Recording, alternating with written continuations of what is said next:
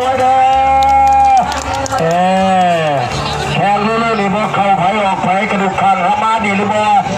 มัดที่หากระดูกคางมาดีหรือบ่มาบ่ดีให้ระวังนะ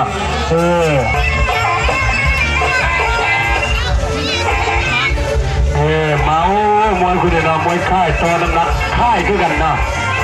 ค่ายคือกันตาแต่ว่าประสบการณ์อยู่มุมสีฟ้านะมุมสีแดงนี่เป็นรุ่นน้องรุ่นน้องกับอ้ายต้องต่อน้ำหนักใครรุ่นน้องจะเป็นของธรรมดามาเบิ่งไทยสิเป็นไทยมวยคุณนี่ครับประกันว่าอาจจะบ่ครบ3 ยกนะแทงซ้ายมัดที่หาไปแล้วลูกจับซ้ายมาประมาณลูกไม่ได้มัดที่หาพอลูกนี่ลูกขวางหน้าลูกขวางหน้าลูกเข้าขวาลูกไปประมาณไม่ได้อย่างนี้นักกับเบานักกับเบามาเริ่มไปมัดที่หาลูกนี่โมนี่เบ็ดลูกโมนี่เบ็ดนะลูกนี่โมนี่เบ็ดไปเรื่อยๆโมเบ็ดลูกนะลูกถีบมาลูกถีบไปแทงซ้ายลูกให้ระวังมัดที่หาแทงคนลูกมาแทงคนลูกไปแล้วยางมายางมาออกได้ออกไปยาสุดเจ็บมัดคนลูกมัดกันคนลูกไปแล้วยังไงลูกก็โคโลลูกก็โคโลมัดที่หาลูกแล้วมัดที่หาลองได้ลงไปเลยมัดที่หายาสุดให้ถือยาสุดให้ตั้งเข้าของไอ้ลูกเข้าไปแล้วลูกยางเข้าไปลูกยางมาทีใส่ลูกทีใส่ไปลูกมาจากพักเพื่อทำอะไรมาวัดที่นี้ไม่ใช่ลูกคนหนาลูกคนหนาแล้วลูกคนหนาแล้วก็จะรับมาที่หาเข้ากันลูกกันแล้วไทยลูกเขาเอาละมายาสุดเนี่ยมาที่หาจะเบิดเมื่อใดเมื่อนั้น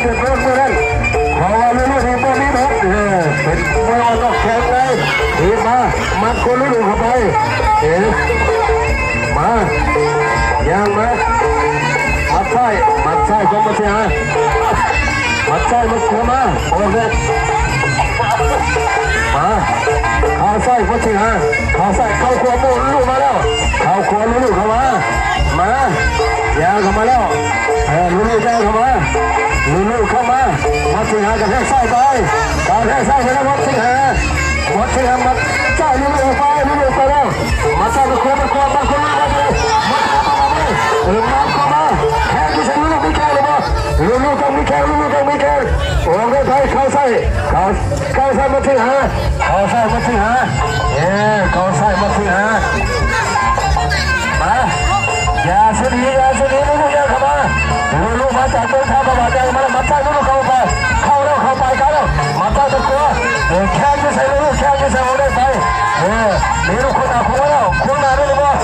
ลูกไม่ลูกคนหนาแล้วเข้าใส่มาเข้าใส่มันเข้าขวามาอย่าสุดมัดที่หาจะเบ็ดออกลายเลยบ่เอาเบ็ดตัวที่หนึ่งเอาน้ำให้ไว้โอ้ยบ่ไม่ธรรมดาเนาะมัดที่หาจะเบ็ด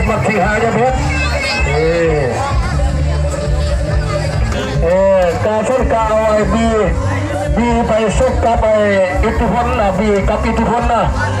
เอาอิทธิพลไปเทียบดูด้วยกำน้อยเอาบีไปเทียบกับอิทธิพลเมืองนะยกที่2ของมวยเสียงระฆังขึ้นมาโอ้ได้ไปมัดที่หายาสุดลูกนี่ก็นี่นอกแข็งเลยลูกเข้ามาแล้วลูกนี่ก็ไม่ธรรมดาเกิดมาไม่ธรรมดาแล้วลูกมัดที่หาออกได้ไปมามัดตัวมามัดคนลูกขึ้นลูกวัดเกิดมาแล้วลูกวัดเกิดมาบอกแล้วมาลูกวัดเกิดมาบัวไม่ธรรมดาแล้วมัดที่หาตัวนี้มันขึ้นบัวแล้วมัดที่หาลูกขวางนะมาจะได้มัดที่หาจะบัวแล้วมันลูกบาแผ่นมาแล้วหวานเก่งมาแล้วแข็งยาวอยู่ใส่ออกได้ไปมัดเข้าไปมัดใส่เข้าไปเลยเข้าไปหันหลังใส่ลูกหันหลังใส่ต้อยมัดไปทีจังหวะลูกเข้าไปออกได้ไปมัดที่หาออกไปลูกต่อไปเข้าเข้ามาป้องนี่ปัญหาเข้าใจไปเข้าอยู่ใส่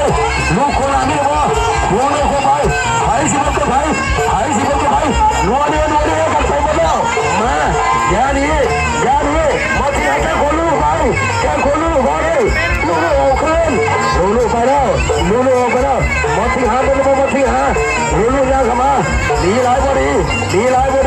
สูสีดีแค่สูสีดีแค่ถูกขวาไปมัดคนลูกมัดคนลูกเข้าขวามาที่หางจะได้มาที่หางเอาแล้วมันจะเชือกโม่ให้อาศัยเชือกหลายตัวจะเชือกต้องจะเชือกสู้กันต่อเลยหมอไปเลยลูกมาที่หางโอ้จะไปแข่งใส่มามัดขวามัดกับแข้งมัดกับแข้งคนดันหน้าคนอะไรเข้าคนลูกดันหน้าไว้นะเอาแล้วมัวเลี้ยกันแล้วมาอย่าดีเข้ามามัดใส่กันเลยมัดใส่มาคอยตันมาตัวหัวมันจะมาสีหามาสีหาตัวลูกยาสมุดลูกเข้าจับแล้วลูกยาเข้าแทงไม่ใส่เดี๋ยวมาตัวมาตัวไม่ได้มาสีหาไปมาแล้วไปสีลาไปแล้วมาสีหามาตัวไปมาใส่เข้ามาไม่ได้มาสีหาลูกกันแล้วสายเกมมันก็ดีลูกยากันแล้วมาสีหามาจับมาเริ่มให้ไปตีไปมาสีหาเตะมาตีไปลูกยากันไปลูกกันแล้วยากันเลยจ้าว่าจะเลยมาสีหานี่ไรบ่ดีมาใส่กันแล้วไปมาสีหาเลยมาจับเอาได้ไปคนละเดียวเข้าครัวกับเขาซะเลยเสียไปเลยเสียไปเลยไปเสียไปเข้าไปใส่เอาละสุขุนแล้วตายคนไปกันแล้วยาวกันมาหมดถึงเทใส่มาเขาตึงเลยอย่ามาเขาใส่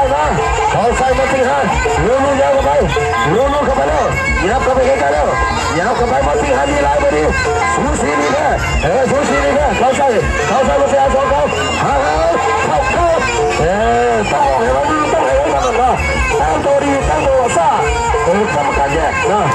มัดขวาตัวนี้ไปมัดคนนี้ตัดใจลูกไปมัดคนลูกไปนี่จะมาที่ห้ายาวกลมเสกเอาอันตรายแน่นอนโอ้ไปเข้ามาเข้าใส่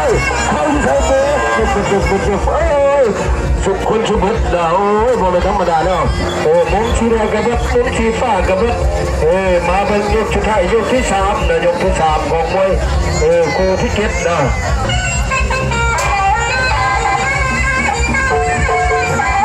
มาล็อกได้ล็อกไปเลยนะมาลูกยางกันมาแล้วมวยคู่นี้ก็ดีกันนะพลิกกันไปพลิกกันมาเลยกันมาโบนกันมวย3ลูกชูสีนี่แค่นะเข้าใส่มาคนลูกเข้าไปมัดสีหาลีลายบุรีชูสีนี่แค่มัดกันแล้วเข้าไปกันแล้วมัดลูกนี่มัดได้คะแนนทุกอย่างทุกอาวุธแต่ว่าที่หาลีลายบุรีชูสีนี่แค่ยางกันไปแล้วลูกยางกันไปแค่ขวามายังติดบอลเข้าขวา2 เขา3 เขา4 เขาพอจะได้ลูกปิ้นก้นเขาแล้วนะมายางมันใช่ไปมัดขวามัดคนลูกแค่ใช่มาเขาใช่ลูกจะได้ลูกเข้าคนลูกไปได้กระดูกเข้าขวาขึ้นไปล็อกแก่แล้วมวยล็อกแก่แล้วด้านคนชุดอะไรอย่างกับลูกเราใส่ลูกไปกาแทกแรกมาขวามาเสียเขาใส่มาถึงเข้าคนลูกเข้าไปเข้าคนลูกเข้าไปตีเขาได้5 ล้มต้องลูกแค่ไว้ลูกยกที่3มองได้ไปลูกยาวกับไปลูกเข้าไปมัดใส่มาเทปมาลูกที่มาเทปไปแล้วลูกนี่แค่ใส่มามัดที่ใส่มัดตัวไปเข้าที่เลยว่าเข้าหากันไปแล้วเป็นไงลูกซ่าทั้งคู่แล้วมามัดที่หาดีไรก็ดีมามัดใส่ไปแล้วมัดที่หาเป็นตัวมัดใส่ลูกมามัดใส่ลูกกระแทกมาแล้วลูกแก้มันขวาอยู่ใส่มัดใส่กับเข้าใส่ของมัดที่หาได้2 เขาลูกต้องเอาขึ้นมัดที่หาดีไรก็ดีผิวกันเลยมัดใส่เข้าใส่มาลูกเบิร์ดบอลมีลายจะมียาวกันไปเมืองปากดินกลับเมืองธรรมบาลอ่านกันแล้วพี่น้องบ้านเขาบอกยาว สุนีน้องมัดที่หันนีลายบ่ได้นีลายบ่ได้นีโอกาสมวยนีลายบ่ได้เข้าใส่มาเข้าใส่มาพอได้แยกจานีลายบ่ได้นีลายบ่ได้สู้ซีนีแพ้นะมัดที่หันต้องสู้แล้วนีลายบ่ได้มัดขวาไปมัดขวาของลูกมัดของลูกเข้าไปแขกจะเซลูกแขกจะเซเอาไว้ยางใจเดียวลูกแขกเอาไว้ยางแล้วลูกมาเข้าใส่มามาที่หามาจะได้ไถที่ไปเข้าที่ใส่หาได้ตีมาได้หาจะได้ออกได้พระเจ้าสุนีออกได้ไปเวลายังมีไกลแล้วออกได้ไปมาใส่ก็ได้กันไปแล้วมาใส่ก็ได้กันไปยกโอ้เป็นยังไงนะพอผู้ใดขี่แพ้ผู้ใดชนะก็มีปัญหานะกรรมการชูมือมุนชีฟ้าเอาชนะลูกไปแบบน้ำลายแบบน้ำลายเหนียวเนาะพี่น้องบ้านของเราชกกัน3 ยกถือว่าสุดยอดแล้วเนาะมวยใหญ่ออกกันซ่าแต่วันนักเนาะพุ่งออกนักบอกเป็นธรรมดาขอชมตัวมือเป็นเกียรติในนักมวยนะเอากระขอกระเตยน้ำมาจันบุญพิชิตเลยว่าสิงห์เตยทองหน่อยลงมาพักผ่อนก่อนนะยังคู่